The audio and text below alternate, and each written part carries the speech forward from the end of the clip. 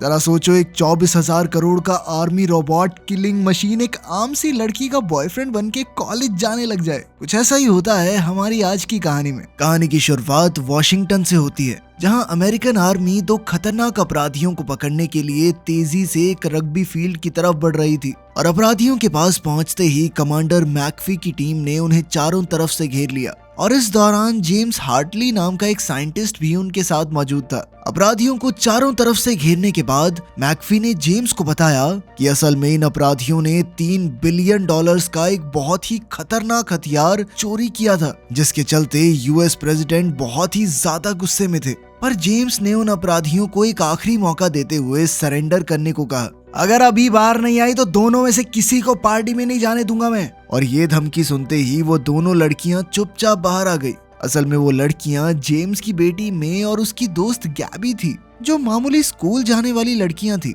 2 दिन पहले अपने मैथ्स एग्जाम के दौरान मे और गैबी ने अपना पेपर काफी जल्दी खत्म कर दिया, जिससे हमें पता चलता है कि वो दोनों ही पढ़ाई में बहुत अच्छी हैं। एग्जाम खत्म होने के बाद मे जेडन नाम के एक लड़के को मैथ्स पढ़ाने के लिए गई, जो स्कूल का सबसे पॉपुलर लड़का था। पर मैथ्स में उसका हाथ काफी तंग होने की वजह से वो अक्सर मे से मदद मांगता था। अपनी इस पर्सनल क्लास के दौरान जेडन ने मे से पूछा कि क्या वो इस बार होम कमिंग पार्टी में आएगी। इस पर मे ने कहा कि शायद आ जाऊं, शायद नहीं। लेकिन जेडन कहने लगा कि ऐसे नहीं चलेगा, तुम्हें आना है। उसके कहने के ढंग से मे को लगने लगा कि शायद जेडन उसके साथ इस पार्टी में जाना चाहता है। लेकिन जब वो गैबी को ये बात बता रही थी तो जेडन की गर्लफ्रेंड नेव ने उनकी बातचीत सुन ली और फिर वो सबके सामने मे की बेइज्जती करने लगी। जेडन भी ज्यादा कुछ तो नहीं बोल पाया, पर फिर भी उसने थोड़ा बीच बचाव किया। सबके सामने अपनी इज्जत बचाने के चक्कर में मे ने भी कह दिया कि मेरा भी बॉयफ्रेंड है, ठीक है, एल्बर्ट नाम है उसका, इतना सेक्सी है कि एक बार ही देख लेगी ना तो तू पागल हो जाएगी। खैर, सबके आगे ढिंडोरा पीटने के बाद घर जाके मैं बहुत टेंशन में थी, क्योंकि अब बॉयफ्रेंड कहाँ से आएगा। इस पर गैबी ने कहा कि तेरे पापा एक ह्यूमनॉइड रोबोट पर काम कर रहे थे ना, उस रोबोट को तेरा बंदा बना के ले चलते हैं। पहले तो मेरे को ये बात अजीब लगी, पर कोई दूसरा चारा भी कहाँ था। पर वो ये नहीं जानती थी कि असल में मे के पिता फौज के लिए ही काम करते हैं, जहाँ उनकी मुलाकात कमांडर मैकफी और उनकी टीम से हुई। जिसके बाद जेम्स ने उन्हें एक सोल्जर रोबोट दिखाया, जिसे उसने पूरी टेक्नोलॉजी का इस्तेमाल करके खुद बनाया था। वो रोबोट कमांडर को काफी पसंद आया और इसीलिए उसने रोबोट प्रेसिडेंट को दिखाने का फैसला किया। और कमांडर के वहां से निकलते ही जेम्स ने उस कमरे को लॉक कर दिया। इधर गैबी लगातार जेम्स के सिस्टम को हैक करने की कोशिश कर रही थी और काफी देर तक मेहनत करने के बाद वो सिस्टम को हैक करने में कामयाब भी हो गई। जिसके बाद उन दोनों ने रोबोट को अपने हिसाब से तैयार करना शुरू कर दिया और काफी देर तक एल्बर्ट पर काम करने के बाद उनकी स्क्रीन पर एक काफी हैंडसम लड़का आया, जिसने मे को हेलो कहते हुए उससे हाथ मिलाने के लिए अपना हाथ आगे बढ़ाया। पर जैसे ही मे ने लैपटॉप की स्क्रीन को छुआ तो उसे एक छोटा सा करंट लगा, जिसके चलते लैब में वो रोबोट भी अब एल्बर्ट बनने के लिए फ्लूइड में चला गया। इधर मे और गैबी को जलने की बदबू आई और जब वो उस बदबू का पीछा करते हुए नीचे आए तो उन्होंने देखा कि जेम्स के कंप्यूटर में कई सारे धमाके हो रहे थे। और ये देखकर दोनों तुरंत ही समझ गए कि उन्होंने कुछ तो गड़बड़ कर दी है।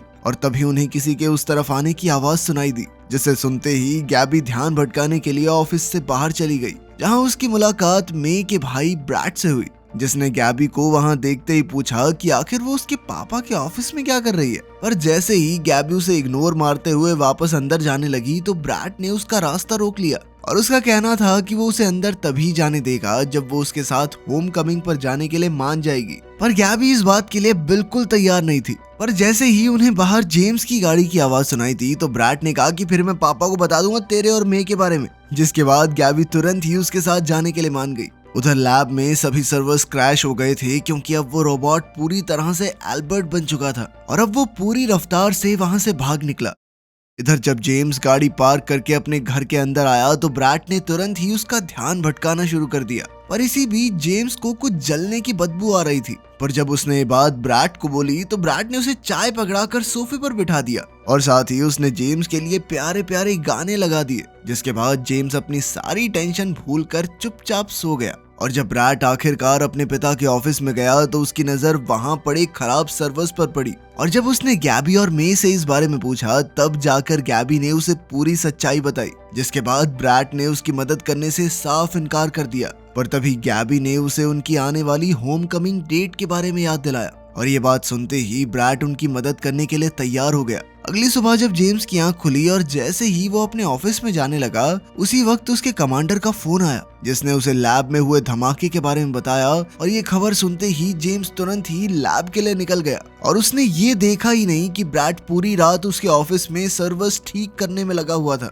उधर लैब में जैसे ही जेम्स को रोबोट के भागने के बारे में पता चला तो वो बहुत ज्यादा खुश था, क्योंकि आखिरकार उसका रोबोट इतने सालों की मेहनत के बाद ठीक से काम कर रहा था। उधर जैसे ही मे और गैबी स्कूल पहुंचे तो नेव ने उन्हें बताया कि उसने एल्बर्ट को सोशल मीडिया पर फ्रेंड रिक्वेस्ट भेजी है ताकि वो मे के झूठ को पकड़ सके। ये देखकर मे और गैबी काफी हैरान थे, पर नेव का कहना था कि उन्होंने एल्बर्ट की एक झूठी प्रोफाइल बनाई होगी ताकि वो अपनी बात सच साबित कर सके। इधर लड़कियां झगड़ ही रही थी कि तभी एल्बर्ट ने लैम्बोर्गिनी में एंट्री मारी और उसकी गाड़ी से उतरते ही सभी लोगों का ध्यान उसकी तरफ खिंच गया। एल्बर्ट हूबहू बिल्कुल वैसा ही था जैसा गैबी ने उसे प्रोग्राम किया था और ये देखकर वो काफी हैरान थी कि तभी नेव ने एल्बर्ट से उसके और मे के रिश्ते के बारे में पूछा, जिस पर एल्बर्ट ने जवाब दिया कि वो दोनों एक दूसरे से काफी ज्यादा प्यार करते हैं। ये जवाब सुनकर नेव अंदर तक जल गई और वहाँ खड़ी बाकी लड़कियां एल्बर्ट की पूरी तरह दीवानी हो गई।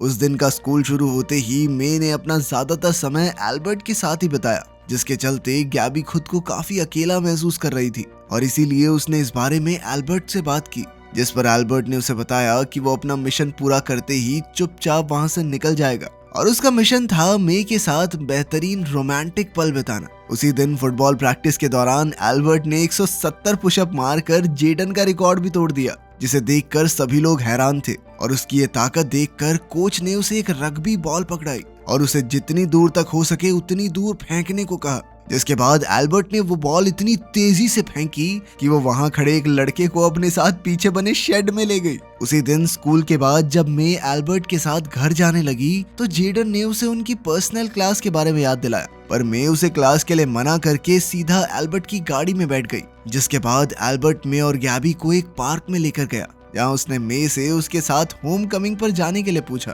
पर मे का मानना था कि वो इस लायक नहीं है और इसीलिए उसे हाँ बोलने में काफी झिझक हो रही थी। इसके बाद मैंने गैबी से पूछा कि क्या वो ठीक है, जिस पर गैबी ने जवाब दिया कि अब एल्बर्ट उन दोनों की दोस्ती के बीच में आ रहा है, क्योंकि मे का सारा ध्यान सिर्फ एल्बर्ट पर ही रहता है। पर तभी एल्बर्ट ने एक गिटार लेकर मे के लिए गाना गाना शुरू कर दिया, जो मे को बहुत ही ज्यादा पसंद आया और वो एल्बर्ट के साथ होम कमिंग जाने के लिए तैयार हो गई। तभी गैबी को ब्रैड का फोन आया, जो कि बहुत ज्यादा घबराया हुआ था और उसने गैबी को जल्द से जल्द घर आने को कहा। उधर जेम्स को समझ नहीं आ रहा था कि आखिर उसका रोबोट चोरी कैसे हुआ, पर तभी उसे याद आया कि उसके घर पर भी इस सॉफ्टवेयर की एक कॉपी मौजूद थी।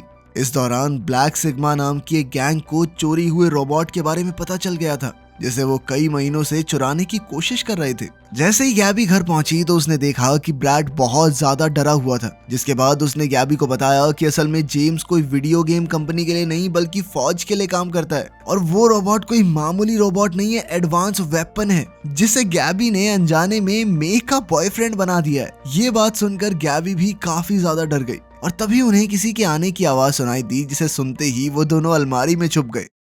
अगले ही सेकंड ब्लैक सिग्मा गैंग के आदमी जेम्स के ऑफिस में पहुंचे और एल्बर्ट का डेटा चोरी करने के बाद उन्होंने कंप्यूटर को तबाह कर दिया। पर चीजें और ज्यादा खराब तो तब हुई जब यूएस आर्मी की एक टीम भी वहां पहुंच गई और जेम्स के कंप्यूटर की हालत देखकर वो लोग तुरंत ही समझ गए कि ये काम ब्लैक सिग्मा गैंग का था। तब तक ब्रैड और गैबी ने लिविंग रूम में पढ़ाई करने का नाटक शुरू कर दिया था और जब जेम्स ने उनसे चोरी के बारे में पूछा तो उन्होंने ऐसा नाटक किया मानो उन्हें कुछ पता ही ना हो। जनरल को उनकी बातों पर भरोसा नहीं था और जब उसने दोबारा उनसे ये सवाल किया तो ब्रैड ने अपने पिता से पूछा कि आखिर ये वर्दी में आदमी कौन है। जेम्स हमेशा अपने बच्चों से अपने काम की असलियत छुपाना चाहता था और इसीलिए उसने जनरल को एक वीडियो गेम कंसल्टेंट के तौर पर इंट्रोड्यूस करवाया, लेकिन ब्रैड अब तक सच्चाई जान चुका था और उसे इस बात का गुस्सा भी था कि उसके पिता ने पिछले 5 साल से उनसे सारी बातें छुपा कर रखी थी। पर जैसे ही वो अपने पिता को सच्चाई बताने वाला था तभी गैबी किसी बहाने से उसे बाहर ले गई। उधर ब्लैक सिग्मा को भी अब तक एल्बर्ट के होम कमिंग मिशन के बारे में पता चल गया था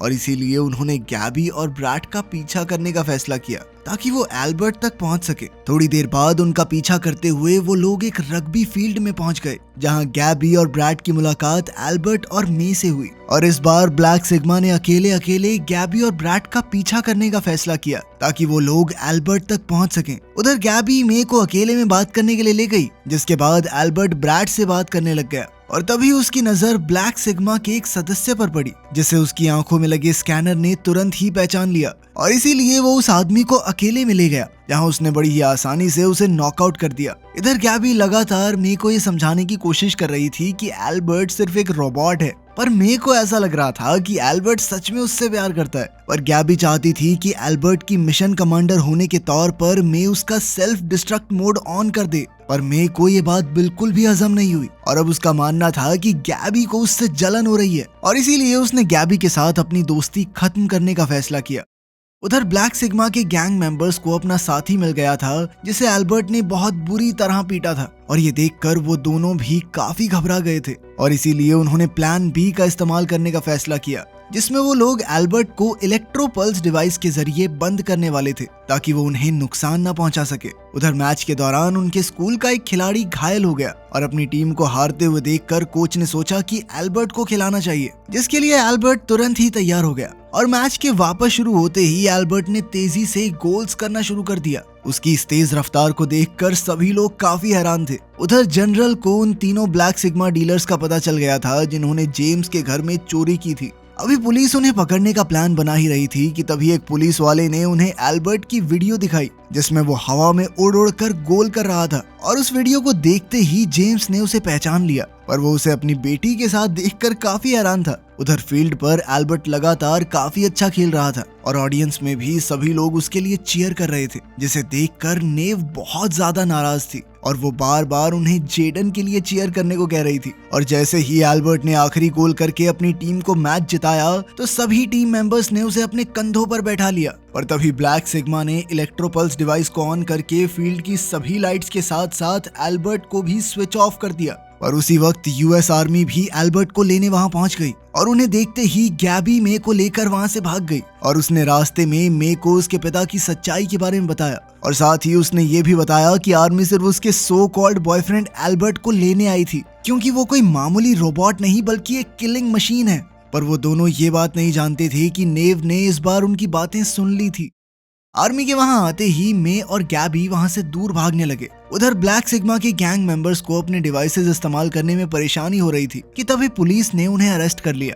इधर गैबी और मे पुलिस से छुपने की कोशिश कर रहे थे, पर इसके बावजूद भी जेम्स और कमांडर मैकफी उन्हें पकड़कर जेम्स की सीक्रेट लैब में ले आए, जहां कमांडर ने उन्हें नेशनल सिक्योरिटी के साथ मजाक करने के लिए डांटा, जिसके बाद उन्होंने जेम्स से उन्हें वापस घर ले जाने को कहा। और जब मे ने कमांडर से एल्बर्ट के बारे में पूछा तो कमांडर ने जवाब दिया कि एल्बर्ट सही सलामत उन्हें वापस मिल गया है और साथ ही उनके हाथ ब्लैक सिग्मा के गैंग मेंबर्स भी लगे हैं जो एल्बर्ट को चुराना चाहते थे, तो इसीलिए उन्हें बच्चों को परेशान करने की कोई जरूरत नहीं थी। साथ ही उन्होंने बताया कि अब एल्बर्ट को वापस से एक सोल्जर के रूप में प्रोग्राम किया जाएगा। पर यह बात सुनकर मे बिल्कुल भी खुश नहीं थी, क्योंकि वो अभी भी एल्बर्ट को अपना बॉयफ्रेंड बनाना चाहती थी। और उसके ये कहते ही जेम्स ने उसे चुप होने को कहा। $3 बिलियन का बॉयफ्रेंड चाहिए तुझे हैं? 24,900 करोड़ का बनाइए। पर इधर मे को अभी भी लगता था कि वो वापस होश में आते ही एल्बर्ट उससे मिलने जरूर आएगा।